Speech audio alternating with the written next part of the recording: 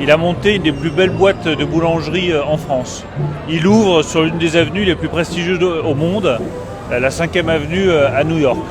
C'est la preuve que quand on a la volonté, la détermination, qu'on travaille dans un secteur dont personnellement je suis très fier, qui est l'artisanat français, la boulangerie française, et on peut faire une réussite exceptionnelle. Eric Kayser, c'est une réussite exceptionnelle.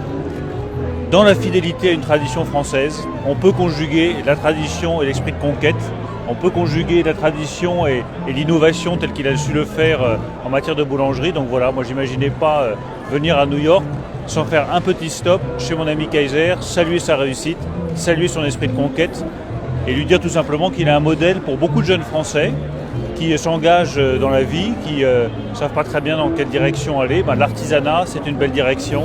La boulangerie, c'est une belle direction. Et on peut, au bout de sa carrière, se retrouver à ouvrir une boulangerie sur la 5e avenue à New York. Voilà. C'est pas l'American Dream, ça c'est le French Dream.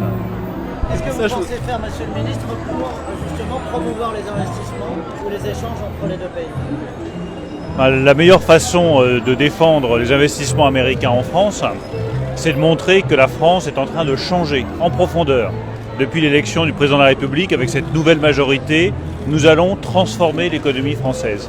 Je vais voir tout à l'heure, c'est pour ça que je reste très peu de temps, des dirigeants de grandes institutions financières américaines, de très grandes institutions et de très grandes banques américaines. Je vais leur dire, voilà, la France a changé. Elle vous accueille, elle est en train de modifier en profondeur son droit du travail, donc n'ayez plus d'inquiétude sur le droit du travail français. Nous allons vous garantir une stabilité fiscale, n'ayez pas d'inquiétude sur l'instabilité fiscale française.